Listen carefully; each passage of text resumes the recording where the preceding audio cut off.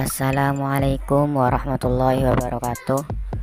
Di sini kami dari kelompok 4. Di sini kami akan mempresentasikan mengenai analisis film kami, film Tari Zaman Par.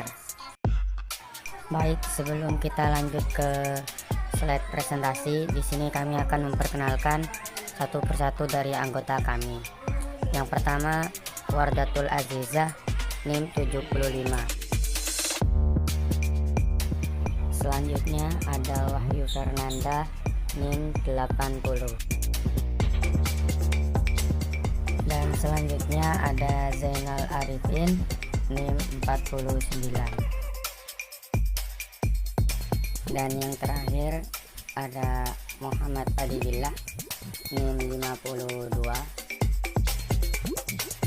Inilah nama-nama kami dari kelompok 4. Untuk selanjutnya bisa kita mulai presentasi saja, yaitu teori pertama, pengkondisan operan ya dari B.F. Skinner, di mana teori ini itu menerapkan sistem reinforcement atau penguat dan punishment atau hukuman. Yang pertama itu penguat negatif, terlihat pada menit ke-16-12 di mana si Ihsan ini dimarahi oleh ayahnya yaitu Nankisor karena ia bertengkar dengan temannya, sehingga orang tua temannya si Ihsan ini menegur ayah Ihsan yaitu Nankisor untuk memarahi atau mengeluhkan apa yang telah Ihsan perbuat. Ayah Ihsan marah karena ini adalah keluhan kesekian kalinya yang Ihsan perbuat, entah itu di sekolah ataupun di lingkungan rumah mereka, sehingga ia mengancam Ihsan untuk mengirimnya ke asrama apabila Ihsan melakukan kesalahan satu kali lagi atau menemukan keluhan satu kali lagi.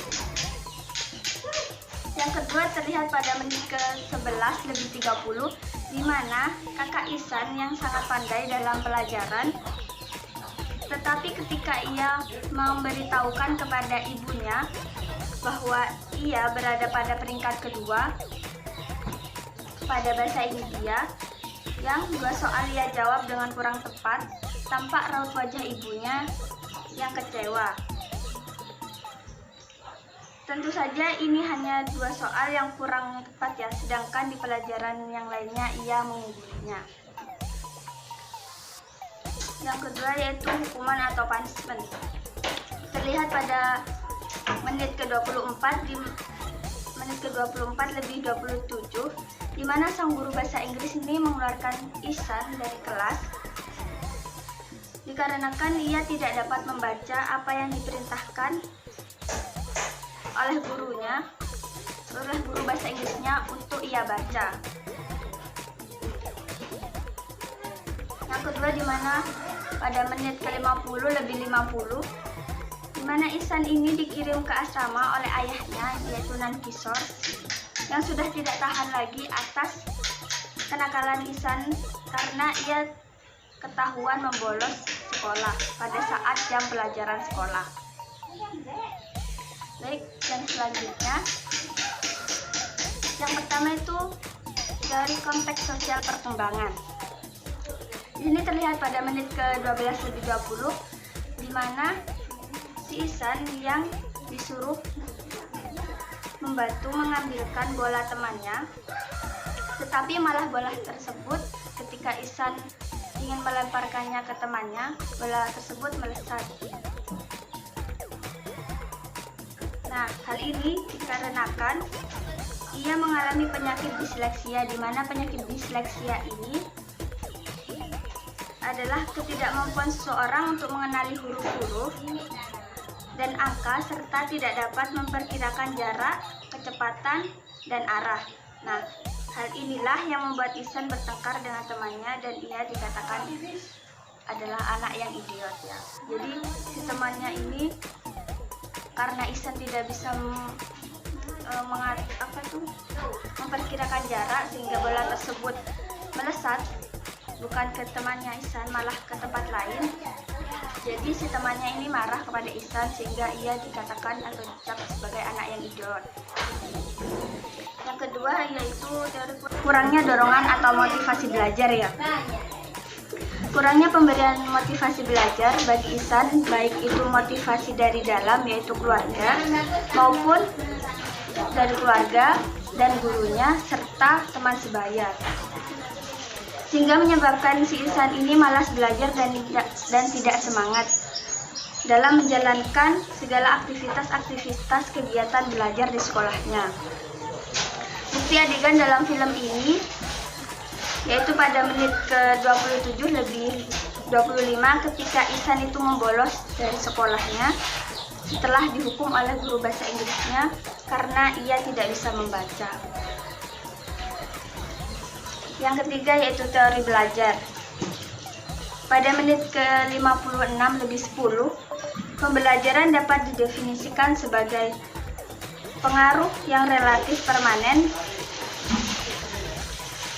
pada perilaku, pengetahuan, dan keterampilan berpikir yang terjadi melalui serangkaian pengalaman yang dialami. Jadi pada saat Ihsan sudah berada di asrama, Ibu Ihsan ini menemukan flipbook yang berisi gambar sebuah anak yang berpisah dari keluarganya. Ia menganggap bahwa ia sudah tidak dianggap karena nakal oleh keluarganya sehingga ia dipindahkan ke asrama atau dikirim ke asrama. Jadi di sini Ihsan itu menggambar sesuai. Yang selanjutnya yaitu motivasi intrinsik ya. Motivasi intrinsik ini yaitu motivasi yang timbul karena adanya rangsangan dari luar. Misalnya seorang anak yang belajar karena ia tahu esok ia akan berlatih. Dengan harapan ia akan mendapatkan nilai yang bagus, sehingga ia akan mendapatkan pujian dari guru ataupun tua. Yang dalam film ini itu terlihat pada menit ke-18:49 di mana kakak Ihsan yang belajar dengan giat karena ia akan mendapatkan pujian pada hari itu. Bahkan saat ia makan pun ia sempat membaca ulang apa yang ia pelajari saat ia baru bangun tidur pagi. Yang selanjutnya yaitu gaya otoritarian, di mana gaya manajemen ini yang bersifat ketat dalam mendukung dengan fokus kelas daripada pengarahan atau belajar. Menurut kami dalam film ini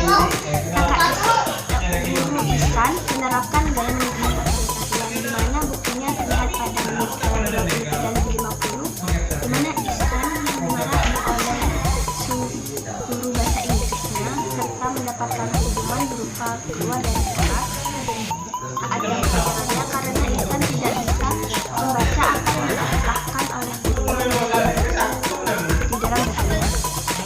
Dan si guru bukannya membenarkan atau mengarahkan Ihsan, malah ia menghukum Ihsan tersebut untuk keluar dari kelas. Disleksia di sini adalah merupakan gangguan belajar yang dialami oleh rata-rata oleh anak. Jadi di sini mereka mengalami gangguan belajar yang dilihat atau tulisan yang dilihat itu bisa jadi berubah-ubah atau terbalik-balik seperti itu. Dan biasanya mereka juga memiliki kesulitan untuk memahami suatu pembelajaran. Di sini ciri-ciri untuk disleksia itu, untuk ciri fisik mereka itu seperti orang normal, namun ketika mereka mengalami atau mereka berada dalam situasi pembelajaran, mereka sangat mengalami kesulitan. Dan di film ini terjadi pada menit ke 1 jam 1 menit 38 detik. Di situ terlihat Ihsan yang ditunjuk oleh guru di depannya untuk melihat satu titik di papan yang Ihsan ini tidak memperhatikan sebelumnya, maka Ihsan tidak bisa melihat di titik tersebut karena memang gangguan disleksia tidak bisa memfokuskan pada satu titik. Kemudian yang terjadi di menit kedua ada di menit 1336. Di situ gambaran dari seorang disleksia itu ya seperti itu, tulisannya itu berubah-ubah dan terbalik-balik seperti itu. Kemudian untuk yang kedua, teori yang kedua yakni pengkondisian operan. Yang kita tahu sebelumnya, pengkondisian operan adalah teori dari B.F. Skinner yang menekankan pada reward dan punishment. Terlihat dalam film ini itu di menit 1 jam 2 menit 16 detik. Di situ Asian yang tadinya tidak bisa menunjukkan satu titik, maka dihukum oleh gurunya. Dihukum oleh gurunya ini berupa pukulan 5 kali pada pada tangan kanan. Dan yang kedua, punishment yang kedua itu saya lihat di 1 jam 2 menit 54 detik. Di situ Isan mengikuti latihan baris berbaris, namun Isan tidak bisa fokus tidak bisa menyamakan langkah dengan teman-temannya, dan di situ dia dikeluarkan oleh guru olahraganya. Kemudian teori yang ketiga yakni gangguan emosi depresi. Yang seperti kita tahu, dia itu setelah dipindahkan ke asrama oleh ibunya, dia sangat mengalami depresi oleh orang tuanya. Kemudian terlihat di menit 1 jam 25 menit itu Asian depresi yang sangat lama sekali. Kemudian terlihat juga di menit 1 jam 20 menit lebih 11. Di situ bisa dilihat depresinya itu beragam bentuk. Ada yang dia mematahkan pensil, mematahkan penggaris, kemudian mencoret-coret buku, mencoret-coret papan, kemudian membuang bukunya di tempat sampah, kemudian melemparkan tasnya dari atas gedung keluar bawah gitu. Kemudian teori yang keempat yakni berpikir kreatif. Berpikir kreatif terlihat pada menit 1 jam 53 menit 37 detik. Di situ Ishan membuat kapal-kapalan yang dari bahan-bahan sederhana. Kemudian apa yang dia hasilkan itu dilihat oleh seluruh teman-temannya dan sang guru yang diperankan oleh Amir Khan. Di situ Ishan membuat kapal-kapalan, yang lainnya ini yang lainnya itu membuat bahan-bahan atau membuat mainan-mainan yang umum saja. Jadi tidak bisa seperti Ishan yang berpikir kreatif, sangat kreatif. Kemudian terlihat di situ dia membuat mainan kapal-kapalan dan bisa berjalan. Itu membuat kagum semua siswa. Untuk slide berikutnya, perencanaan, instruksi, dan organisasi. Di sini saya mengambil 3 adegan dalam satu film tersebut yang saya temukan dalam menit bagian saya, yaitu menit 40 sampai 80. Di sini ada bagian atau adegan di menit 45 lebih 39 detik yang menunjukkan bahwa kepala sekolah dari sekolah lama Ishan ini telah menyarankan atau telah pihak guru ini menyerah untuk menampung Ishan karena sudah dianggap 2 kali tidak naik kelas. Kemudian Ishan ini dianggap keterbelakangan mental. Jadi mereka diwakili oleh kepala sekolah menyarankan kepada ayah Ishan untuk Ishan ini disekolahkan di sekolah inklusi. Yang kemudian saran dari kepala sekolah ini ditolak mentah-mentah oleh Mr. Awasti atau ayah Ishan tersebut. Kemudian ditunjukkan lagi di adegan menit 1 jam lebih 2 menit, yaitu seorang guru yang sebelumnya telah mengetes Ishan untuk menunjukkan sebuah titik yang dimana Ishan telah gagal menuju titik tersebut. Kemudian sang guru memberikan hukuman berupa pukulan di tangan Ishan dan sembari berkata, "Aku ingin bentuk yang sempurna." Yang saya lihat di sini konteksnya adalah sang guru merencanakan atau melakukan perencanaan kepada siswanya agar menjadi lebih baik lagi. Kemudian adegan selanjutnya ditunjukkan di menit 1 jam lebih 17 menit, yaitu sang guru memberikan perintah atau instruksi kepada siswa untuk menggambar bebas sesuai imajinasi mereka. Di sini sang guru itu dibuktikan dengan kata-kata, "Gambar, lukislah apa yang kamu suka." Jadi ini saya simpulkan masuk ke bab 8 berupa instruksi. Kemudian yang bab 9 ini adalah motivasi pengajaran dan pembelajaran. Untuk teori bab 9 ini saya menemukan teori motivasi oleh rekan sebaya yang ada dalam PowerPoint. Teori motivasi oleh rekan sebaya yaitu di menit 1 jam lebih 11 menit. Di situ terlihat teman Ishan yang tiba-tiba datang untuk menyemangati Ishan agar masuk ke kelas. Dengan iming-iming ada guru baru, kemudian guru yang lama yang terkenal akan kejahatannya atau kekejamannya kepada murid telah pergi sebelumnya dan digantikan oleh guru baru. Itu membujuk Ihsan untuk masuk ke dalam kelas dengan kata-kata di situ adalah ayolah kita terlambat, ayolah itu. Kemudian di bab 10 mengelola kelas. Di sini saya menemukan dua adegan, yakni yang pertama di menit 57:45 terlihat bahwa model yang digunakan di kelas ini atau kelas Ihsan pada saat di asrama ini adalah kelas auditorium yang bertujuan agar siswa bisa menghadap guru sepenuhnya dan guru bisa leluasa menerangkan kepada siswanya tanpa kesulitan untuk menjangkau siswanya. Kemudian di situ juga terlihat lalu lalang siswa ini masih bisa dijangkau dan guru juga masih bisa berkeliling di situ karena ruangannya yang sudah didesain cukup untuk kelas auditorium. Kemudian di menit ke 57:21 terlihat sang guru ini menempatkan Ihsan yang masih baru bergabung di kelas. Karena Ihsan masih awal di situ, jadi sang guru meminta untuk Ihsan berada di depan atau berada di samping murid yang rajin berangkat pagi agar harapannya Ihsan ini bisa masuk pagi mengikuti siswa di sebelahnya tersebut. Di sini saya bingung, adegan ini sebenarnya juga bisa masuk ke bab 8 yaitu perencanaan guru yang menginginkan Ihsan lebih baik jika bersebelahan dengan siswa baik juga. Kemudian tapi menurut saya ini lebih tepat dimasukkan di bab 10 karena dalam adegan ini nampaknya berfokus pada pengelolaan kelas. Slide selanjutnya mengenai strategi menuntut siswa berpikir kreatif. Di sini ada 4 strateginya. Yang pertama, keterlibatan dalam berpikir kreatif dalam kegiatan sehari-harinya. Di sini pada film Tere Zaman ini kita menemukan pada menit 1 jam 17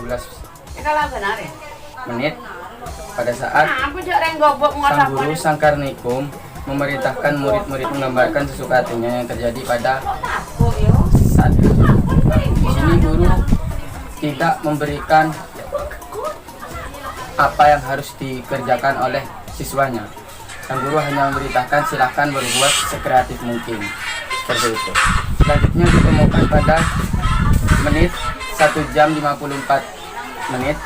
Di adegan ini bahwasanya Ram Sangkar juga membebaskan muridnya untuk melakukan apapun di luar ruangan. Maksud di luar ruangan ini di danau sekolah tersebut. Pada saat itu kan berbarengan pada saat sang guru ini Ram Sangkar menerangkan mengenai motivasi orang-orang yang mengenai disleksia, akan tetapi mereka sukses dan mereka memberikan motivasi dan bagaimana caranya teman-teman bisa menemukan apa yang ada di sekitarnya dan bisa berkreasi atau melakukan kreatif sebisa mungkin. Selanjutnya nomor 2, dorongan berpikir kreatif berbasis pada kelompok dan individu. Ini terjadi pada menit 1 jam 53 menit di mana Ram Sangkar menceritakan pada murid-muridnya mengenai seorang ilmuwan dan ada pun juga seorang artis India yang terkena gangguan belajar disleksia dan mereka tidak menyerah. Dan Ram Sangkar bukan hanya bercerita mengenai orang lain kepada siswanya, Ram Sangkar juga menceritakan dirinya kepada si Ihsan, bahwasanya dia dulu seperti Ihsan, seperti itu. Lanjut ke nomor 3, penyediaan lingkungan yang merangsang aktivitas yang merangsang kreativitas. Nah, adegan ini terjadi di danau persekolahan, terjadi pada menit 1 jam 50 menit, di mana Ram Sangkar tidak hanya memerintahkan dan memberikan dorongan untuk siswanya melakukan suatu kreativitas. Ram Sangkar juga menyiapkan sebuah tempat yang mungkin sudah disetting bahwasanya di tempat tersebut banyak kayu-kayu dan sampah-sampah yang bisa dijadikan sebuah kreativitas. Lanjut ke nomor 4, jangan terlalu mengontrol siswa. Di sini terjadi pada menit 1 jam 18 menit, di mana terjadi di ruangan kelas, murid-murid tidak ada kewajiban dari Ramsangkar untuk menggambar kriteria yang diinginkan olehnya. Ini nomor 4 sama seperti nomor 1, di mana Ramsangkar tidak menyuruh muridnya harus membuat A, B ataupun C, melainkan sebebas mungkin, sekreatif mungkin. Dan juga terjadi pada menit 1 jam 56 menit. Di sini Ramsangkar untuk menggambar kriteria yang diinginkan olehnya, dan juga terjadi pada dengan kebebasan dalam kreativitas membuat karya pada saat berada di danau sekolah. Nah, di danau sekolah, Ramsangkar tidak menyuruh muridnya untuk membuat seperti mainan 4 tali, seperti kincir angin dan kapal-kapalan, melainkan Ramsangkar hanya melihat dan tidak terlalu mengontrol tapi tidak terlalu mengontrol siswanya, seperti itu. Lanjut ke slide selanjutnya, mengenai langkah-langkah pemecahan masalah. Pertama, Ramsangkar ini ingin tahu apa yang terjadi pada si anak ini, yakni Ihsan. Dan informasi yang ditemui pertama kali diperoleh pada saat menit 1 jam 26 menit. Ramsangkar menemukan informasi bahwa Ihsan ini memiliki gangguan disleksia, dan mendapatkan informasi dari teman sebangkunya, yakni Rajan Damodara. Kita lanjut ke mengembangkan strategi. Tadi setelah menemukan apa permasalahannya, kita langsung mengembangkan strategi apa yang ingin dilakukan untuk menyelesaikan permasalahan tersebut. Di sini Ramsangkar setelah melihat buku-buku Ihsan bahwasanya benar Ihsan memiliki gangguan disleksia, Ramsangkar langsung ke rumah si anak, yakni Ihsan, untuk menemui keluarganya dan ingin mencari tahu apa yang terjadi pada kehidupan keluarganya. Ketika orang tua menceritakan bahwasannya Ihsan ini sebenarnya bukan anak yang tidak baik, nakal ataupun anak yang cacat, melainkan anak ini kreatif, akan tetapi dia tidak diberikan kesempatan oleh lingkungan yang ada di sekitarnya. Dengan bukti bahwasanya orang tuanya sangat tidak mengetahui kondisi apa yang sedang terjadi pada saat ini terhadap anaknya. Dan pada saat itu pula, di menit 1 jam 36 menit, Ramsangkar menjelaskan apa yang sedang dialami oleh si Ihsan, bahwasanya si Ihsan ini mengenai disleksia, dan Ramsangkar juga memberikan bukti bahwasanya anak ini benar-benar terkena gangguan disleksia. Setelah melakukan strategi pemecahan masalah, lanjut ke evaluasi solusi. Ketika melakukan pengamatan ke rumah si Ihsan, menurut Ramsangkar menjadi sesuatu yang hal nihil, karena orang tua si Ihsan sangat tidak menyetujui apa yang dikatakan oleh Ramsangkar. Ke evaluasi solusi, adegan ini terjadi ketika Ramsangkar setelah Ramsangkar ke rumah si Ihsan. Terjadi pada menit 1 jam 59 menit. Di sini Ramsangkar memiliki solusi yang lain setelah mengevaluasi solusi yang awal tadi, karena menurut si Ramsangkar tidak sukses ataupun tidak berhasil atas solusi yang pertama. Ramsangkar melakukan evaluasi dan Ramsangkar melakukan solusi yang kedua, yakni Ramsangkar mendatangi kepala sekolah tempat sekolah Ihsan yang baru saat ini. Setelah Ramsangkar ketemu oleh kepala sekolah, Ramsangkar menjelaskan dan menginfokan bahwasannya anak ini bukan anak yang bodoh, anak yang cacat ataupun yang lainnya, dan Ramsangkar menjelaskan seperti apa yang dijelaskan di rumah Ihsan. Dan Ramsangkar juga meminta bantuan kepada kepala sekolah untuk meminta izin melakukan bimbingan belajar terhadap Ihsan, supaya Ihsan ini bisa belajar lebih baik untuk kedepannya. Baik, kita lanjut ke slide selanjutnya ya. Di sini ada yang di menit ke 1 jam 53 menit. Di sini ada motivasi. Mana motivasi di sini sini di film Teri Zaman ini motivasi dalam perspektif perilaku. Kenapa kok masuk dalam perspektif perilaku? Karena dalam adegan ini Ram Sangkar memberikan motivasi kepada seluruh siswanya, di mana Ram Sangkar menceritakan kepada seluruh murid-muridnya yang ada di kelas bahwasanya di setiap individu manusia sekitarnya itu pasti ada sebuah mutiara. Di sini Ram Sangkar sedikit menuntut atau menginfokan atau mengajarkan kepada siswa-siswanya, murid-muridnya bahwasanya kita sebagai manusia jangan menyerah meskipun apapun yang terjadi pada kehidupan setiap individu masing-masing, karena pada dasarnya di setiap individu masing-masing di sekitarnya pasti ada mutiara yang membuat individu tersebut bisa merubah kehidupan dunianya, seperti itu. Dan selanjutnya perencanaan di sini terjadi pada adegan 2 jam 2 menit. Di sini Ram Sangkar melakukan perencanaan pembelajaran. Akan tetapi perencanaan pembelajaran yang dilakukan Ram Sangkar pada adegan ini bukan untuk seluruh siswanya, melainkan khusus untuk si Ihsan. Ini seperti apa seperti si Ihsan? Ketika pada saat adegan ini perencanaannya Ram Sangkar meminta izin kepada kepala sekolah untuk melakukan pembelajaran seperti les atau bimbingan khusus untuk Ihsan, supaya Ihsan bisa menyelesaikan gangguan atau menyembuhkan gangguan yang sedang diderita oleh Ihsan, ini gangguan disleksianya, seperti itu.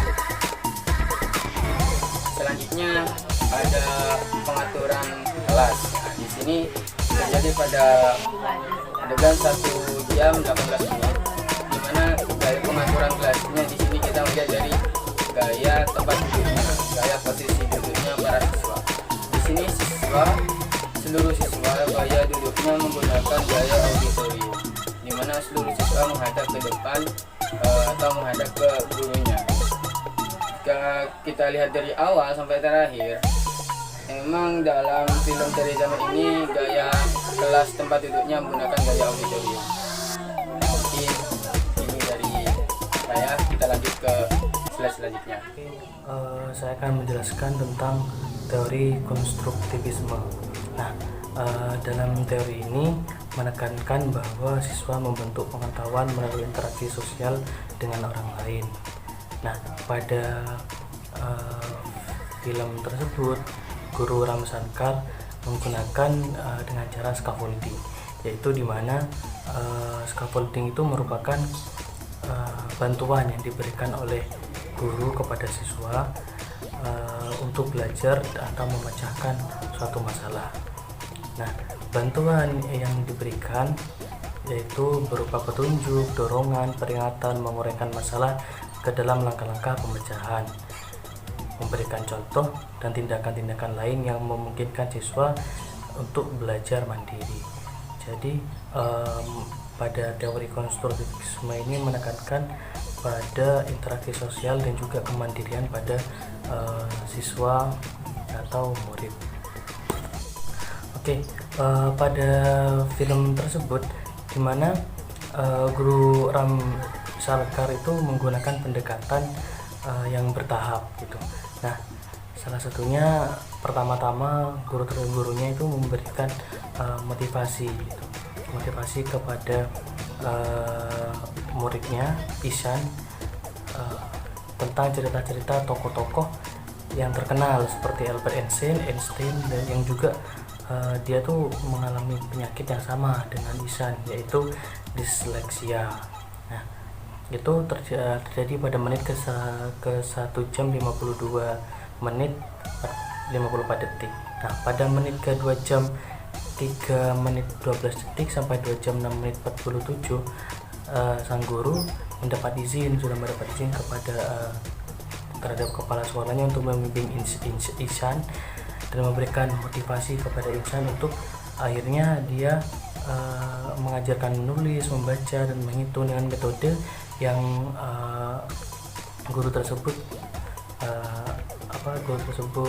berikan kepada Ihsan dengan mempertimbangkan kondisi Ihsan yang mengalami penyakit disleksia. Nah, selanjutnya ada perkembangan kognitifnya. Pada menit ke 2 jam 11 menit 50 detik, Ihsan sudah bisa mengikat tali sepatunya dan menyisir rambutnya sendiri dari yang sebelumnya tidak bisa mandiri, yaitu ketergantungan terhadap ibunya. Jadi ini akibat positif atau dampak positif dari teori konstruktivisme yang dilakukan oleh gurunya tersebut, yaitu Ramshankar. Tadinya Ihsan tidak bisa mandiri dan terlalu tergantung kepada ibunya, akhirnya dia dapat melakukan hal kecil, walaupun hal kecil, namun dia bisa melakukannya secara mandiri. Nah, selanjutnya ada teori pembelajaran. Nah, pembelajaran dapat didefinisikan sebagai pengaruh yang relatif permanen pada perilaku, pengetahuan, keterampilan berpikir yang terjadi melalui serangkaian pengalaman yang dialami. Jadi dapat kita simpulkan bahwasanya pembelajaran merupakan sesuatu yang sifatnya permanen. Nah, jadi apabila kita mempelajari yang sifatnya merubah dan itu permanen, itu disebut teori pembelajaran. Nah, pada saat lomba menggambar, nah ini pada konteks filmnya, yaitu pada saat lomba menggambar, Ihsan menggambar dirinya yang sedang sendiri di depan danau. Hal tersebut adalah pengalaman dari apa yang Ihsan alami saat itu, dimana ia merasa sendiri dan tidak dipedulikan oleh siapapun. Hal tersebut juga mengantarkan Ihsan pada pemenang lomba menggambar di sekolahnya, dan hasil lukisannya menjadi sampul depan buku tahun sekolah. Dan dengan itu Ihsan membuktikan bahwa apa yang dipikirkan tentang Ihsan, bahwa Ihsan adalah anak yang nakal dan idiot, tidak benar. Ia adalah anak yang berkebutuhan khusus. Nah, jadi bukan orang yang mengalami disleksia di situ kan dianggap sebagai orang yang idiot dan lain-lain, padahal ia hanya butuh penanganannya khusus oleh guru-gurunya gitu, tidak bisa disamakan dengan murid-murid lain sehingga dia bisa berkembang, sehingga dia bisa belajar dengan caranya sendiri, seperti itu. Baik, terima kasih. Inilah presentasi dari kami, dan saya ucapkan terima kasih kepada teman-teman yang menonton video kami. Kurang lebihnya mohon maaf. Assalamualaikum warahmatullahi wabarakatuh.